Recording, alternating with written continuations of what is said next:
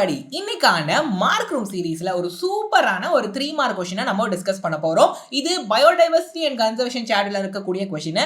Describe at least 2 approaches each for ex situ and in situ conservation as a strategy for biodiversity conservation. So இப்போ நம்ம பயோடைவர்சிட்டியை பாதுகாக்கிறதுக்கு ex situ in situ இருக்குது. அந்த organism வாழ்ற இடத்துலயே வச்சு பாதுகாக்கிறது in situ, அந்த ஆர்கனிசத்தை வேற ஒரு இடத்துக்கு கொண்டு வந்து அங்க வச்சு பாதுகாக்கிறது ex situ. அப்போ ex situல 2 அப்ரோச், in situல 2 அப்ரோச் கேக்குறாங்க. சோ வாங்க டிஸ்கஸ் பண்ணலாம். சோ ஃபர்ஸ்ட் பாருங்க, in situ பொறுத்த வரைக்கும் first point, identification and maximum protection should be provided to hotspots.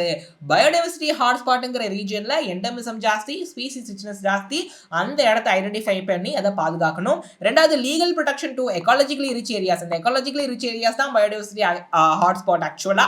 So அப்போ அந்த பயோடைவர்சிட்டி ஹாட்ஸ்பாட்டுக்கு சட்ட ரீதியாக பாதுகாப்பு கொடுக்கணும், right? And biosphere reserve, national park, wildlife sanctuary, sacred groves இதெல்லாம் கிரியேட் பண்ணி இது மூலமா நம்ம ex situ கன்சர்வேஷனை பண்ண முடியும். சரியா? இப்போ let us see ex situ கன்சர்வேஷன்ல இருக்கக்கூடிய ஒரு 2 or 3 அப்ரோச்சை பார்க்கலாம். ex situ கன்சர்வேஷன் பொறுத்த வரைக்கும் நம்ம கிரியேஷன் ஆஃப் ஜுவாலஜிக்கல் பார்க், அதாவது ஜூ, அப்புறம் பாட்னிக்கல் கார்டன் சொல்லலாம். ஸோ இங்க வந்து அனிமல்ஸை கொண்டு வந்து அதை பாதுகாப்பாங்க, இங்க பிளான்ட்டை கொண்டு வந்து அதை பாதுகாப்பாங்க. அப்புறம் கிரையோ பிரிசர்வேஷன் பொறுத்த வரைக்கும் ஒரு சில கெமிட்ஸ், பொல்லன் கிரெயின் எல்லாம் வந்துட்டு -196 டிகிரி செல்சியஸ்ல லிக்விட் நைட்ரஜன்ல வச்சு அதை நம்ம ப்ரொடெக்ட் பண்ண முடியும், ப்ரிசர்வ் பண்ண முடியும். சரிங்களா?